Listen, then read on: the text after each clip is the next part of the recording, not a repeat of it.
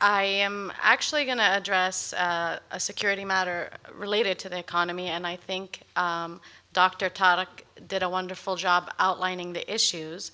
But many accounts of security in the Gulf region focus heavily on political and military issues, which are important, especially in this era. But one issue noticeably missing from the equation or the conversation is the social and demographic aspects related to security, which kind of led to this security environment during the Arab Spring era.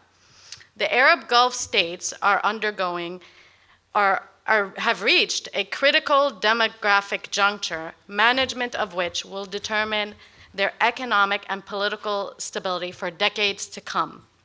The youth are the largest sector of society and will be entering the workforce eminently if they are not already in some countries. I would like to briefly shift your attention to the graphs above my head here. Sorry, my co-panelists can't see them, but you will notice, although there's slight variation within them, the distribution of age structures shows one salient trend. The GCC states all consist of youth bulges transitioning into the working age population. So there's no question about it. And these are actually GCC citizen statistics, which are very hard to come by. Therefore, demographics should unquestionably play an integral role in the Arab Gulf states' economic development strategy. And there's three prime reasons, if they're not obvious, why policymakers in the Gulf should be deeply concerned. First, the possibility of attaining the demographic dividend, which is not very likely at this point, but we can try to be very optimistic. The demographic dividend is a critical juncture where the existing large youth cohort enter the workforce, and it is actually one of the most opportune moments for economic productivity and for decades to come. So it's something that really needs dire attention. Second, conversely, if this opportunity is missed, then with the declining fertility rates that are happening, there will be an inversion in this population pyramid. And the dependency ratio will be very high in the Gulf states. And what does that mean? This means that the next generation will have to support a large retired cohort. And this can cause economic stability. And the other thing I would like to know, when this point happens, and it will eventually happen because you really demographics are clear. We do not know if what will be the status of hydrocarbons in that period, right? I mean, it could become obsolete, countries can run out of it. I mean, you don't know. So, I mean, what you do know is how the direction that the demographics are going. So I think policymakers need to address that. And third, which is an obvious one, is unemployment. And that's a more imminent concern. I mean, in some states, such as Saudi Arabia, it's a concern of the short term. Other states, such as Qatar, has very low unemployment, but we have a problem of underemployment in the Gulf. You have youth working in very unproductive positions. And this is a huge opportunity cost for the productivity of these economies at this really important critical moment. And as witnessed in the Arab Spring, you know that there's a positive correlation between unemployment, youth bulges, and political instability. After the youth-led Arab Spring, Gulf states have ratified youth-targeted initiatives, and rightly so. Like, for example, Kuwait created the Ministry of State of Youth Affairs. UAE had created the Ministry of Happiness.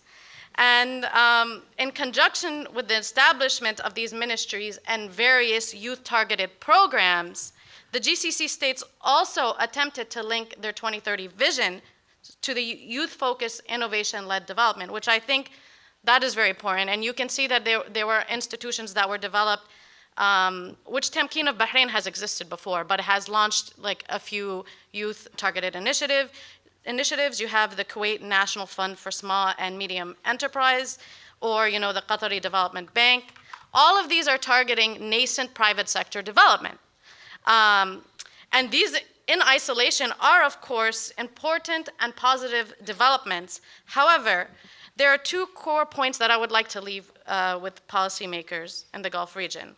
One, that while large white elephant projects, or mega projects as you call them, such as malls, complexes, and hotels can be valuable for economic development, they crowd, first of all, they're in disproportionate high focus in economic development of the Gulf states. I mean, we are beyond the core infrastructure development phase.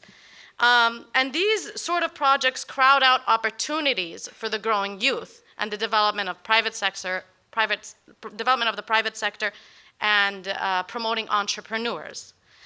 Second, now, everybody always wants to recommend policies in the Gulf that are ideal, right? I mean, we want the private sector to develop organically from the citizens and whatnot, and I think that's commendable, and we would love to see that.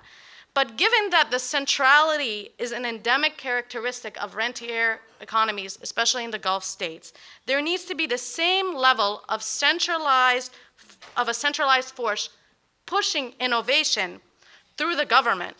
And research and development consortiums or institutions led by the government needs to collaborate heavily with the private sector educational institutions and link them to the global network. And actually, the economies in the Gulf are not all centralized private sector-wise. I mean, some of them have certain players at the domestic level. And I would like to shift focus to some of the Asian economies that have successfully attained the demographic dividends. And Japan, for example, used a very centralized approach for research and development that I think could be useful for the centrality of the rentier economies, like an approach for them to adapt. And then if you notice in the Gulf states, the more centralized states with high state-led capitalism, such as Qatar and the UAE, to a certain extent, they rank higher than their counterparts when it comes to entrepreneurship and innovation ecosystems, according to the Global Competitive Index in 2018. So in conclusion, if the two policies aforementioned are applied, the Gulf states would be more empowered to achieve their goals, harnessing their youth talent, and becoming closer to achieving the demographic dividend. And also, it would be a very beneficial response to the Arab Spring that could be long-term. Thank you.